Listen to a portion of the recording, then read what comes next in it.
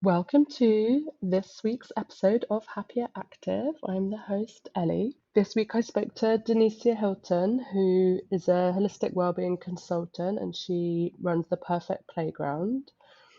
It was a really great conversation. I think Denicia's got amazing energy, which comes across really well when she talks. So we covered a lot of ground, and sometimes we left points and then came back to them later. So it's worth sticking with if you're interested in some of the things, but we didn't finish them at the beginning. It's just some really, challenging ideas about personal responsibility and self-awareness that I think are really useful. And she had a couple of suggestions for things to do and tips around using color coding in your diary, which I think a lot of people are going to benefit from, and is something that I've actually tried since and thought were great. And I'm going to write a Substack about it because it's quite visual at some point in the next few months because I think it's great. So I'm excited for you to listen to it. As ever, all feedback welcome. Thoughts, feelings, any suggestions for topics and areas that you'd like to cover. I always love when people suggest things they want to hear about. And other than that, I'm going to let you get on and just enjoy this episode.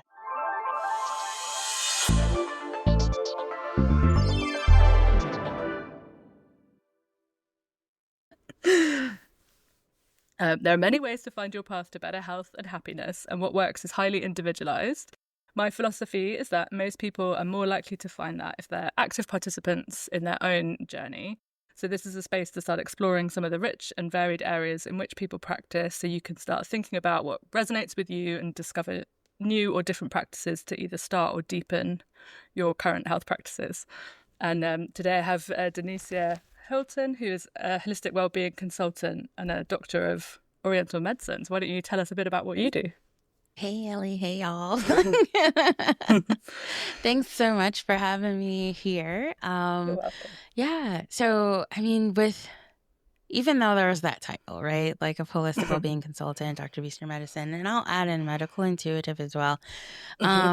Yeah, so we're going to add some breadth to that. Like, what does that really mean? Yeah. Right?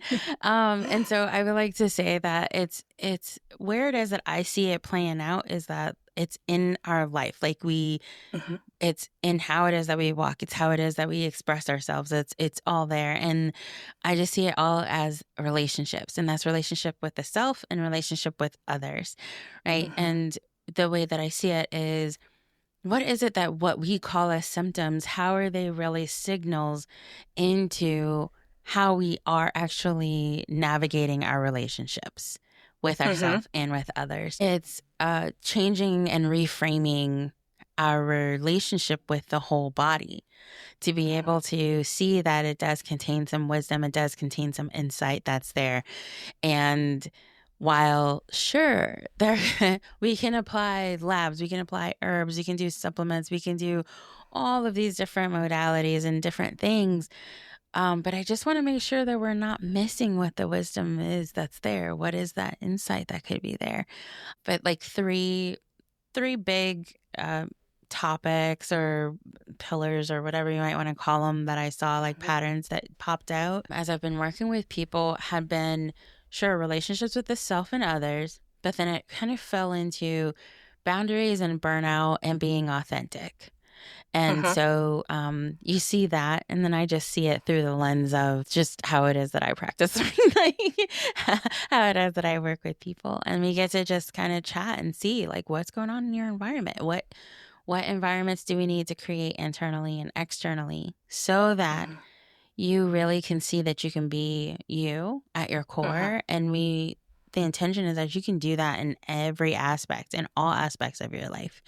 And then, yeah, just going about and just fulfilling whatever you feel is your purpose, like being in your purpose here. That's amazing. And I love that. I think it's so interesting when you talk to people about stress, how often the sources of that stress, if it's not kind of workplace stress, but other stress, is often either to do with boundaries or internal stress because you don't feel able to show up as yourself day to day. You see, it's big, it's huge, it's pervasive. And like, I feel like when people go around and they say, "Oh, I'm stressed out," and I'm like, "In what ways?" Because we are designed to be able to go through stress like Mhm. That's it, and it's all types of stress. It's not necessarily. I err on not saying positive or negative. I try my best not to do that, Yeah. to actually maintain neutrality in things and just seeing that it is. And what you're looking at is simply the response to whatever that is. So like if you're highly uncomfortable with the response that you're experiencing, then that gives you some insight, but like, yeah, when it comes to that, that's what I saw. Like, I really saw that. Like, oh, I think internally you really want to be doing something else, but you just don't. Either it's kind of like either you're not aware of it, and then in that case, the signals can tell you. But then also you are aware of it, but you may not actually want to say anything. You may not want to declare that. Right. And then there's reasons for that. Um, but a lot of it to me comes to like acceptance. Like if you were to declare that, if you were to move on that, if you were to act on that, will you be accepted? Will it be accepted by other people or yourself? And I think that's the thing, is that sometimes we can lie to ourselves a lot.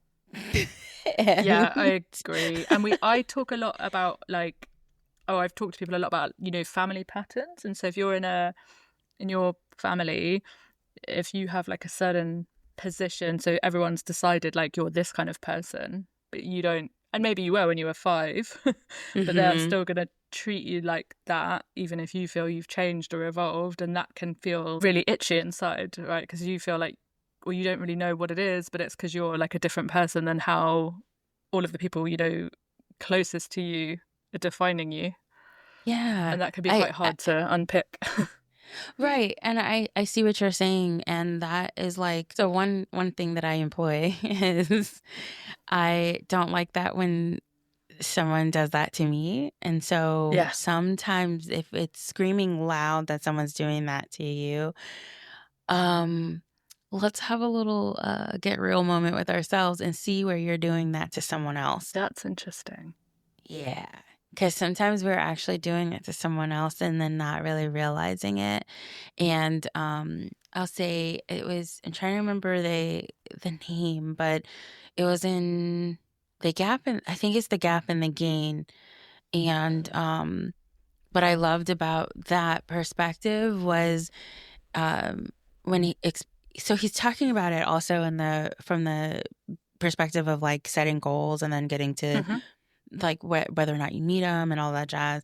But then also there's this part of the evolution of people and that they have changed. But like, so what he's saying is like that comparison that tends to happen because we're, in some ways, I get it. Like we're looking to see, have I evolved? Like, has anything changed? Well, you do need a reference point. So, Hmm. so it's like, dang, I try not to compare, but I do need a reference point. And it's kind of like yin and yang in Chinese medicine too. Yin and yang don't exist separate from each other. If they do, there is death.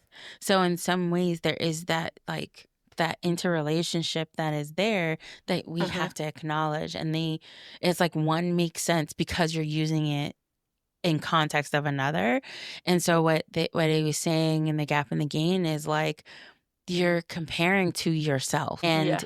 And so he's like, that's how you would know. Like, okay, it may have been, you might have set some type of goal for like 20 minutes of exercise, right? And then instead of going down this rabbit hole of overthinking, overanalyzing, beating yourself up and all of that jazz, right? Like, because, oh crap, I only did 7 minutes, It's like, whoa, 7 minutes compared to 0, right? Like, oh, sweet. And that's how I think that we can create those moments of celebrations for Hmm. ourselves. And even then, like I said, for other people, like where are we possibly seeing people through an old paradigm, like through an old lens, and are we not allowing them to evolve, do they not feel like they can show us that part? Yeah. So, and I think that like that's what I mean when I say like it's that honesty with ourselves, because we're often seeing things in other people that's actually within ourselves, but it's easier to see it in others, and you just have to be okay with seeing it in yourself. Yeah, I've noticed the things I find the most annoying in other people are almost always the things I don't like about myself. Because it's so familiar, you can point it Yeah. out easily. Why is that doggone so familiar? It's like, oh, that's me. Like, or they're doing something that you want to do. Yep. And that's something that I think people aren't okay with.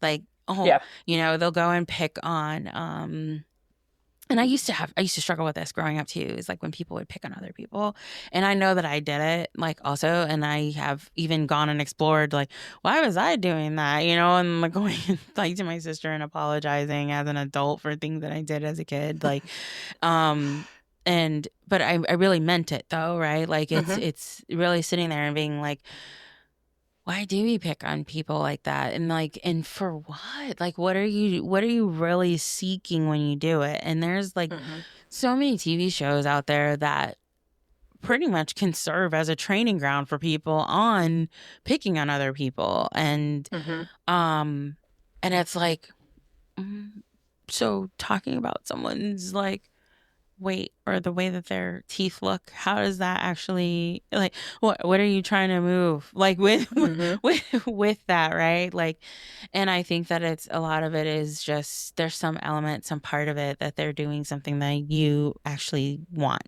for yourself. Yeah, or they seem like they're living their best life or doing something authentic that you wish you were doing. And it's despite whether or not that what you saw took 1,000 pictures to get to that one.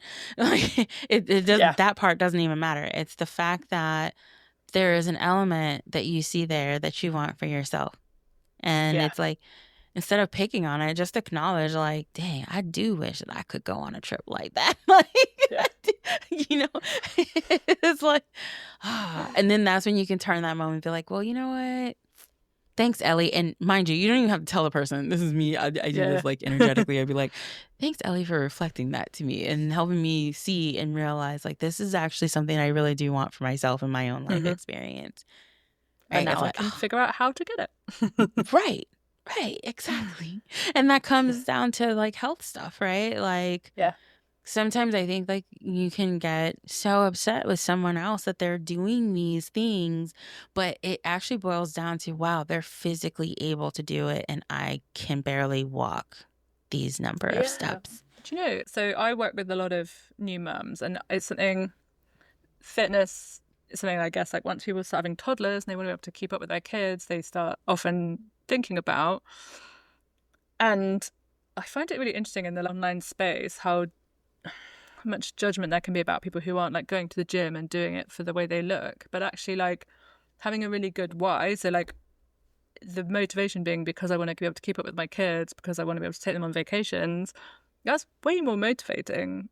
And it's much easier to keep being consistent if you've got that, rather than just focusing on what like the outside world thinks about how you look. So I never kind of understand why people are so down on those kind of things, because it's, well, I don't know, to me it seems like a much more strong motivation. It can be, and I'll tell you this is something else that that I encourage people to do or take a look at and to consider, is that even when you're saying like, oh, I want to be able to do XYZ with my kids, or run around with them, go on the trips, do the theme parks and all of that. This is where it is that you really want to harmonize that, because with something that's just internal, it's you. It's just you. Like I ask people when they make those statements, and I say, anything that you say after "so that" means that you just anchored your power into something else or someone else. And so then that creates a condition. And now we just created a condition on the success of your thing based on this outside thing, right? And it's like, now I'm not saying, this is why I say it's the totality of it all. It's the wholeness of it all. So sure, you can use that. Just recognize that it might be something more for short term, right? To kind of get you going, right? I just want to, I'll get going, but to stay and to sustain it, it's got to be internal, right? Yes. And so then that's when it's like, you know what? I just want to be able to just walk like 3 miles and breathe at the same time and have a conversation. And that's it. Like, I just want to be able to do that, period. Yeah. Right. And then that can be like that internal motivator to sustain. Now, a short term outside of that, sure, it can be, yeah, I want to do this because we're planning a trip to go to Disney, or we're planning to go to some theme park or whatever. And I just want to have some fun throughout the whole day and not be concerned about pain or whatever, right? Yeah. So even then you realize if you had something like that, as soon as that Disney trip is over, did we just subconsciously set ourselves up for the pain to come back? Yeah. Or to revert in our behaviors that led up to that point? Because you set a condition and you set a time limit. Yeah. And then now it's like, okay, well, that's done. And then now what? It's kind of like that whole, like, I'm doing this to get married and for my wedding or for my birthday or whatever. And then it's like, well, what happens after that? Yeah. And then you're not reflecting on actually doing the walk every evening or every morning was making me feel good and reducing my stress. So that I want to keep doing that because every day I actually was going into work feeling better because I'd had a 15-minute walk before work or whatever. Yep. Precisely. It all, like, that's how it is that it's in your life. That's how it is that I feel like we could take a look at when we are, thinking about what are our health and well-being intentions and what are our goals and all of that stuff. And so, like, I do think that sometimes when we do set those things, like those SMART goals and stuff, that they can actually be to me, they can be prohibitive at times. And because of that, and because it's just, it is this powering on the outside of you, or like, what happens once there, and then the whole subconsciousness is like, okay, it's done. Like, now we're going to revert. And people like having goals, and I try to get people to write, think about what their values are and then anchor their goals to their values. Because I think it's useful to have something, and I definitely need this, like things to tick off, like, oh yeah, and again, like you say, then you can see that progress of like, oh, 3 weeks ago I couldn't do whatever it is, and now I can. Yeah. And I like that. But having them, anchored to your values rather than an outcome, I find can be helpful because, like you say, then it's a bit less all or nothing. Yeah. And you get to see that, like, values are long term.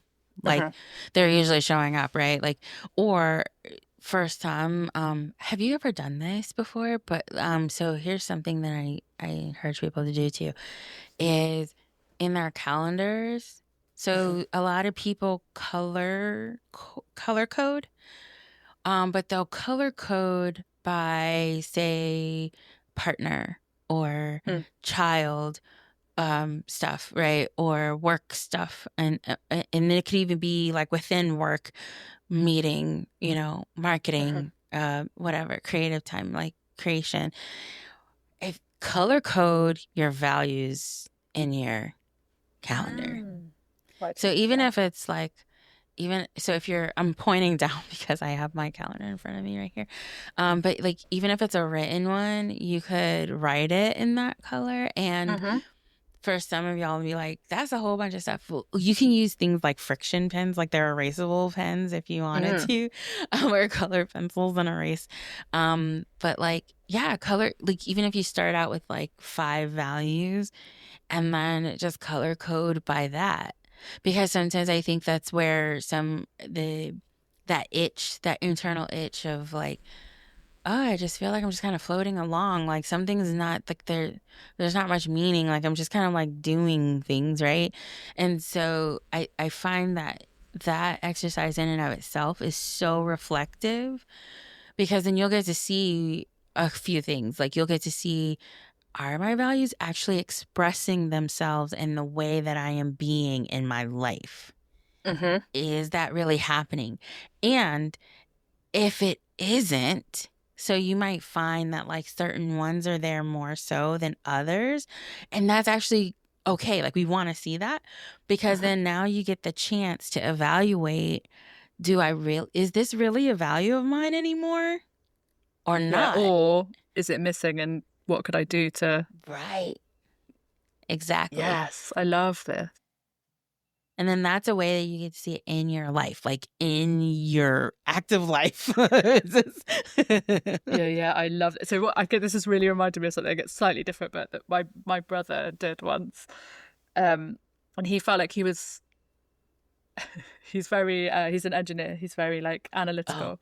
Yeah. Anyway, and he was wanting to, I don't know, save money, or so he made a spreadsheet of all of his spending, but he color coded it by, things you have to pay, so your bills, your food, all that. But then everything else he color coded by how much he enjoyed it. Oh, okay. He basically realized, like, it was when he was quite young, or in his early 20s, and he realized what he really enjoyed was when he went out for dinner with his friends and they were all chatting. That bit he really enjoyed, but the bit late at night when they went somewhere, that was noisy and that was dancing, he didn't enjoy that. So then, but he said, like, over a couple of months of doing that, then he was just like, great, now I'm just going to stop doing that, but I'm just going to go home when everyone else is going on to the late night bar or whatever. I now know I don't enjoy that, so I'm just not going to. And like, it's a really interesting way of evaluating, because of the kind of person he is. Weirdly, it's almost the same thing, but his lens was like through how he was spending his money. But it's such an interesting way of looking at your life and being like, oh, this stuff's good, so we're keeping that. This stuff's not serving me. Right. Yeah. Yeah, definitely. Oh, that's so cool that you got to see that. And you start to see the pattern. I guess with this diary color coding as well, you start to see the patterns of what's missing, what's, like you say, what's there no that's longer totally serving you. Yeah, like, or even another way that I look at it too is that it becomes reflective over like what may have been an external push on you too. So like, because this gives you a chance to reevaluate, right? Like what do you really value? And I know like this happened to me once during an exercise. Was it to me or was it someone else? I think it was to me. We'll see. But it was like, oh, family, and this isn't to say that I don't love my family. I do love my family. Yeah. What it was just that I also had to acknowledge like that was pushed on me growing up, right? Like now it's all for every single person. Like, this is what we do. This is, and there are cultures and subcultures of people that are like that, to the point that they will endure, right? What will they endure? Because it's family. And it's what we do in this family, or what we do in this church, or what we do in this. Exactly. And then like will they also endure like the meanness that can come, or the bullying, or the taking advantage of, or like your whole boundaries, right? Like, and all of that is creating stress to create like this burnout, this process towards burnout, and like all of that, right? Like, so you see even that, and then now you realize like, okay, yeah, I'm not enjoying this. It is family. Like, if I'm color coding, it is under the family value, but I'm really not enjoying it. Or like, and then they'll start questioning, right? Like, oh my God, am I a bad mom that I don't want to spend that much time at baseball games or over here at gymnastics, or like, am I really that bad of a partner that I don't want to like sit there every night and do this with them? Like, so you start questioning, and the thing is I'm like, ask the doggone questions, because in that space of curiosity comes clarity. And when you can do that process with compassion for yourself and just realizing it's it's simply us getting clarity about where we are and who we are at this moment. And like it doesn't say you're a horrible mom because you actually value learning. That means that it comes out as, I want to be able to read 30 minutes a day, right? That doesn't, this is that whole comparison thing, right? Like trying to be as neutral as you can. That's just seeing, this is just simply what I enjoy. This is where I feel like I'm alive, right? Is that, and you can still parent the way that you would like, right? Like, so it's seeing where it is that all of it can work and play together. And you just get the clarity on where things need to shift and where they need to move.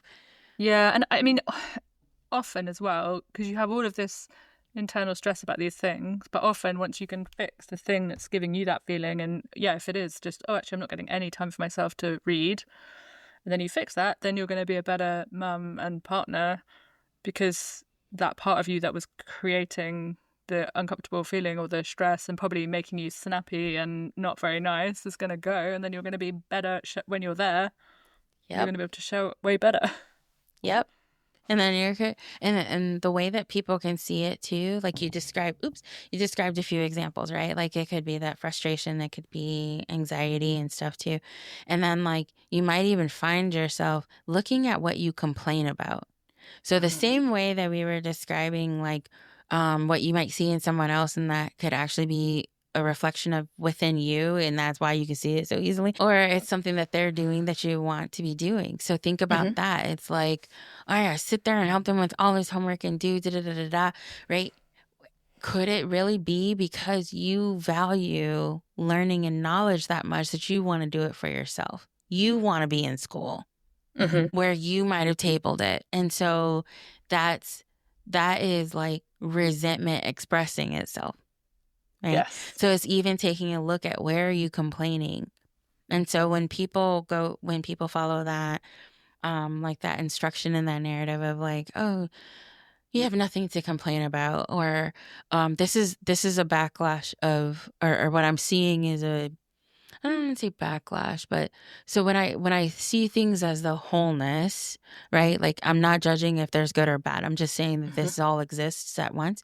So like another thing is this, when people talking about, oh, well, you have privilege, right? Like, and it's like, actually every single person has privilege. It just depends on what it is that you're talking about, right? So don't downplay yourself. And so then what'll happen is those that feel like they have quote unquote privilege, they start downplaying their own desires because they're trying not to exude a certain way to other people. And it's that other person, it's on them and how they're perceiving.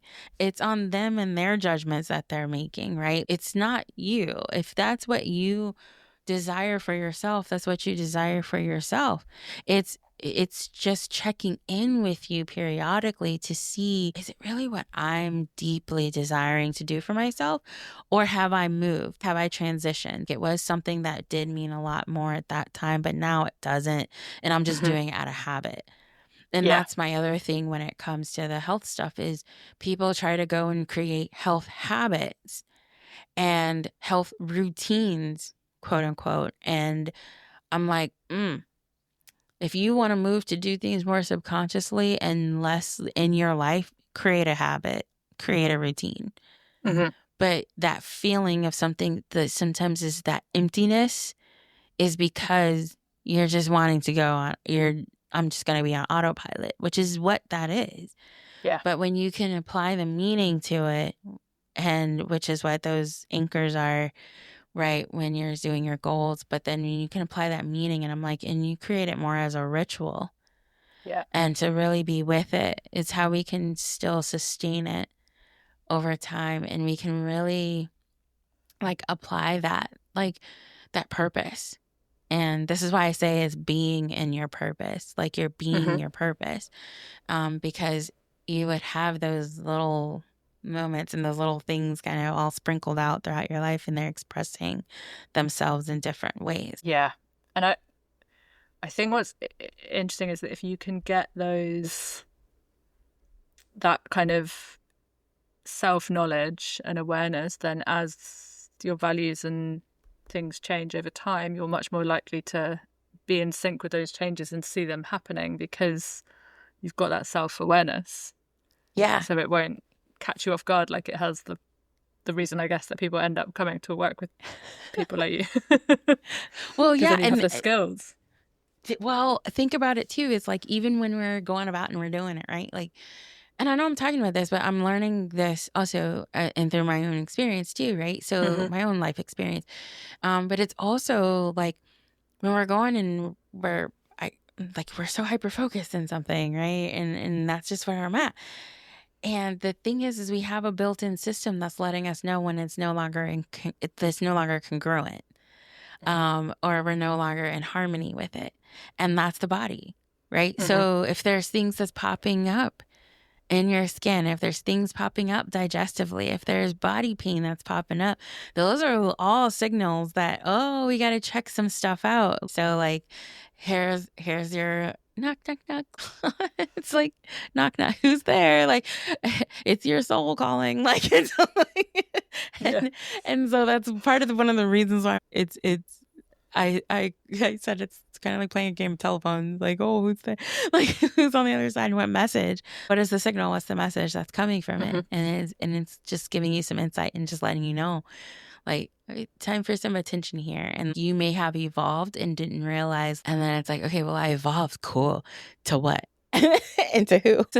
So that, and then that's when it's like, ooh, okay, so we got a lot of windows and a lot of doors open right now. Which pathway is next? What are my next steps? And they go in that direction. Yeah, I love that. And I think it is interesting because I think so many people, and part of why I wanted to start this podcast so people can start thinking about these things, is that so many people are really out of touch with what their body's trying to tell them, and they don't really know how to start that process. So a lot of people, like you were saying at the beginning, will say, oh, I'm so stressed out, but they won't have really examined what it is that's causing that.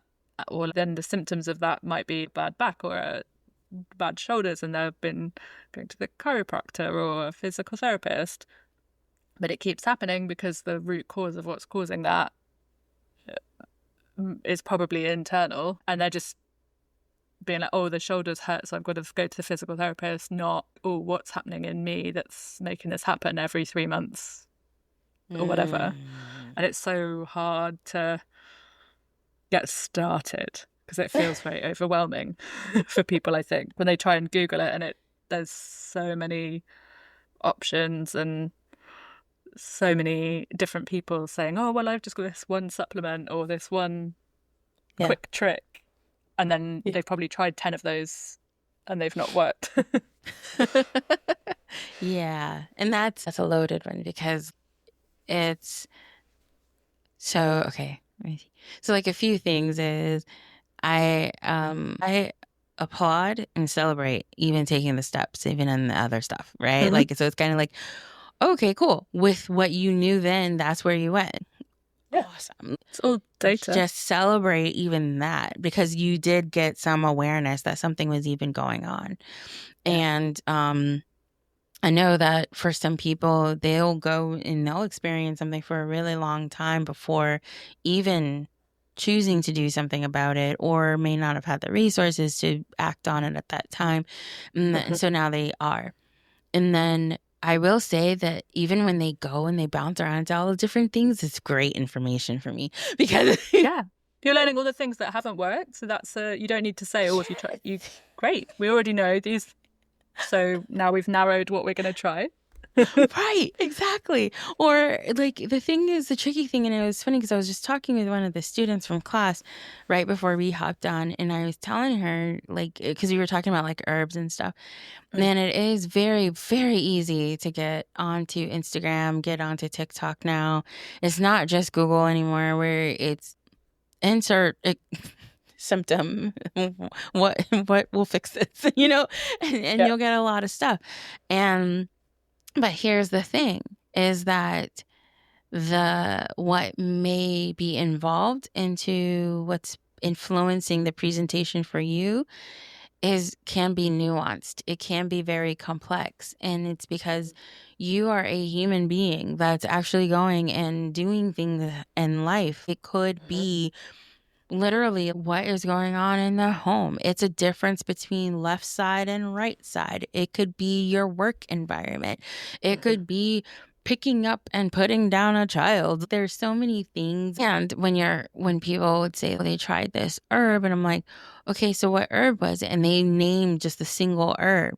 And then I'm like, oh, that was it? Or they'll send it to me, and then that sure enough might have been the active ingredient, but then you see a lot of inactive ingredients that's in it. Or so here's the thing. So like so some of them actually, they work better when they're together with their partners. They work better when they're with their family, and when they're with their unit, right? Will we say that herb didn't work? It probably didn't work by itself because it didn't have its partner. Right. And even in Chinese medicine, when you're putting together herb formulas, there's certain ones that, like, it's because they're with the other that they make a difference. And that's where I feel it's really cool to have someone else that could be there working with you and seeing and connecting the dots for some of this. And like, even when these formulas can be customized to how it's presenting for you, and this is where it is, you see people that be like, oh, turmeric works great for me. And then someone else will be like, oh, it doesn't do anything to me or for me, or it's worse or whatever. And it's like, yep, because there's certain energies about turmeric, right? And then like, the indications for it or its qualities, it just doesn't match the presentation in the way that you're describing the inflammation. And so like, this is where things can get really tricky, and I love it when it's like even when we were in school and realizing, wow, I can't believe we just sat here and went through like 10 different pattern differentiations just because someone said they had a headache. And and each one of them meant a different way that the treatment plan would go. And so it's like realizing that for yourself, that it's not just bloating. It's not just a headache. There's little ways that it's presenting itself for you that we get to explore. And then from that perspective, we can see like, oh, this might be, we might want to address this part. And sometimes, like the herbs would be definitely helpful. Some people don't even realize that, with the herbs, there's mental, emotional, and spiritual components to them, right? And then like, depending on what you're doing, we say herbs, but it's a plant, right? So like, are you using it in its bulk raw herb form?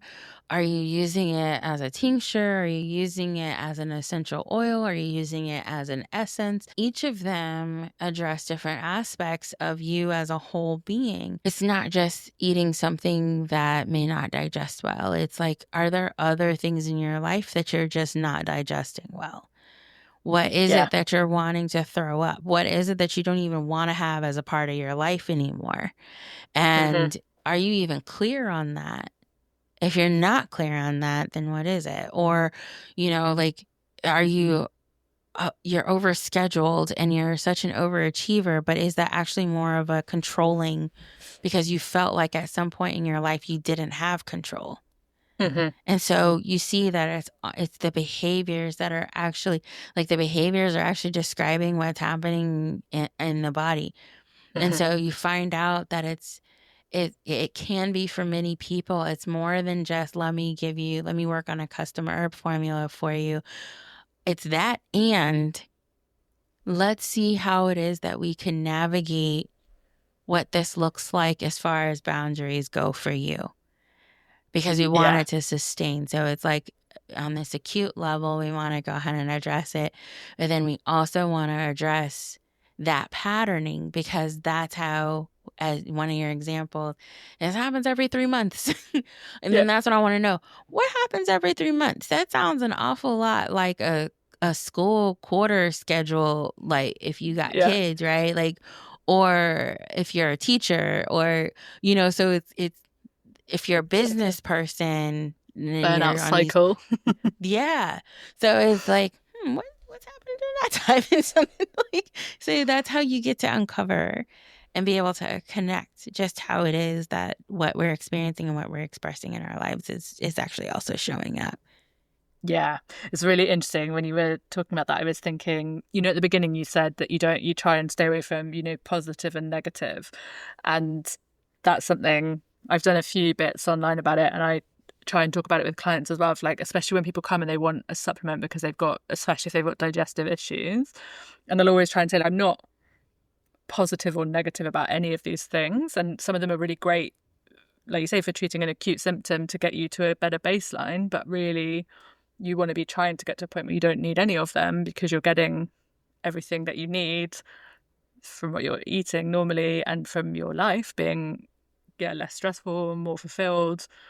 And that when you're at equilibrium and in harmony, you shouldn't need any of these extra things, right? Because everything's working well. But at the beginning, yes, they can be great for just helping to do that, but we shouldn't be thinking of them as like a Band-Aid.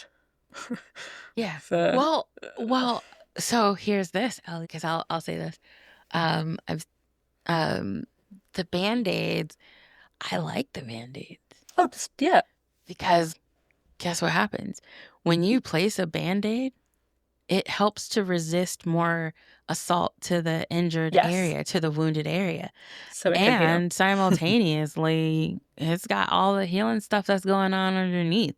Don't let it be a hydrocolloid one. That's got some juiciness that's bringing some like more blood flow and oxygen and nutrients to the area. So a part of me is, and I say that so lovingly, and I'm doing it intentionally because I know that also in the industry, there's a lot of people pushing that on like people, a long saying, "Oh, you take this forever, and then you don't need to do anything else." Right. Or they're telling people stop looking for the Band-Aid fix. The Band-Aid fix is a part of the wholeness, actually. Mm-hmm. They do surgery, they still got to use stitches and cover that up. So why are you shaming people for actually trying to use a Band-Aid for something that just to get them through whatever it is at this point? And that is okay. And so it's like, if that even just helps anybody out there, it's like just realizing, you know what? Yes. It's a good first step, and what we want it to be is not a like lifetime solution. It's the beginning of the journey. And it's phases. It's just realizing this is all phases. This is why we were talking. It's evolutionary, right? And at that phase, the Band-Aid is what's needed. Cool. Yeah. Let's do it. Like, you know what I mean? Because I know that then what happens, that Band-Aid it might be too old of a Band-Aid, so start rolling off. Or you're like, oh, I got to change it. Yeah, and then we're going to see underneath, are we healed? Or do we need something different? I'm like, this is great. And then you can choose at that point, what do you want to do? What do we feel like you need at this time for some care and some support? At this time, does it look like it might scar? So now I might use something else. So then in this case, do you mean, we're going to transition what we're addressing now? Because we got through that acute, like it could be like hypervigilant state. And then now we got you kind of calmed and chilled a little bit now. And then now we get to really, really nourish and strengthen and boost up like your whole constitution to be able to navigate these stressors as you keep going on in life, because they're going to keep coming up. That's why I don't believe in stress management, because you can't manage stress. What you can do is address your response to it. And so how are you responding? What can we equip you with for you to be able to better navigate those stressors as they pop up? And because I think a lot of people, when you were talking about the control thing, something I see lots of people want to try and prevent stress. You can't really, because like bad stuff happens. And also some stress, I was just talking to someone about this morning, like some stress is good. Like getting a promotion can feel really scary and stressful, but it's a good kind of stress. Right. But what you want is to teach your body how to embrace that or deal with it better, or not send you into a spiral. You want to be able to like accept it and not manage it, but deal with it, process it better. Yeah. Well, yeah. And I think that like, if you can imagine those people that are trying to manage the stress, what happens? they're great planners. I love them because they're great planners. The thing is, they think that everything they just plan for those are the only possible things that could pop up. And then what happens is they could get completely thrown off when it's not any of those. And they're like, I couldn't have even planned for this. No, you couldn't. Because that's just how many infinite possibilities that could have happened, which is why you focus more on yourself to navigate what could come up. Now, I'm not saying go like completely all willy-nilly. Like some people, that ability to plan is such a beautiful strength that not many people have. This is where it is that we're looking for the harmonious expression of that planning. If it's coming out of a paranoid state or coming out of hyper vigilant fear state, that's different. Yeah, because how you're reacting when the plan goes wrong. Yeah, it's probably going to tell you a lot about that. And so it's like, let's see what you got. And this, I mean, I used to plan events before, and so event management, like that was a thing. You can go and plan and speak with vendors and do all of it. But that's the one thing that every event planner knows. Something's going to happen. And that was the thing, was that, like you were just trained to be able to think on your feet and make choices very quickly because you were prepped to know we can prep and plan. And we're prepped for when things we don't really know what's going to happen. And so it's I see that in life is like you can prep and plan. It's doing some type of due diligence and research and so that you're informed about which way to go, right? What's your next step? And then prep and plan, prep yourself, and just knowing that it may not go exactly like that. It may not look like that. And then that's when you're called in to see, okay, now what? I got more information now. And now with this more information and the wisdom that I also gained from past experience, what is it? And this is also where I know some people think it's only in the mind and it's only in the head and stuff, but even just literally seeing how some of this stuff is coming up in your body, like your certain types of sleep patterns or your urinary patterns that are also popping up, it's also informing you into your relationship with whatever that is, whatever that stressor is.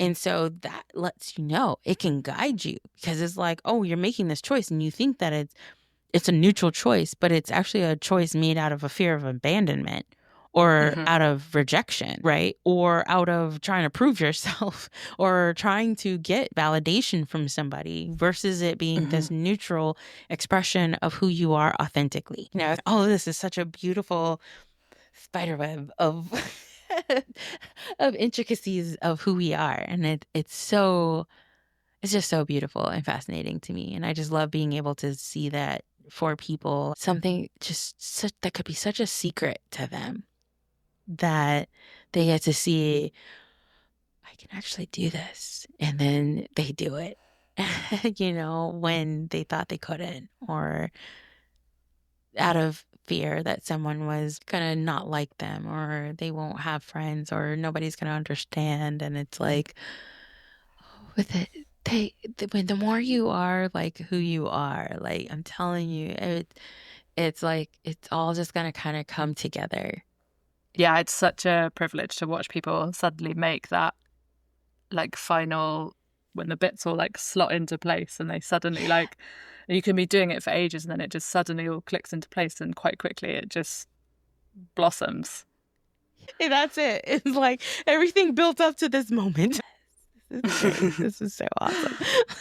Oh, well, I feel like that is the perfect place to finish. This has been so interesting. I think you're really good at explaining how you make all these complicated things together.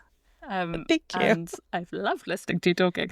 If people want to get in touch with you or work with you, that would be awesome. If anybody wants to come and just hang out with me more, you can go to theperfectplayground.com, and I update it. So I would say your best bet would be to you join the email list, and then that way, like, I'm working on emailing more, letting people know about these little insights and when I do the interviews, because like the interviews is how the stuff comes out of me. Like Yeah. it helps me process too. But yeah, like I would say go to theperfectplayground.com. We have the adventure park that's opening up. So the idea behind that is to have a space for like tools and trainings like this that can walk you through like what you can set up in your life. And then I could review it with you and kind of give you some more insight. And then if you're on social media, I'm more on Threads. And then Instagram by a byproduct because of the connection with Threads.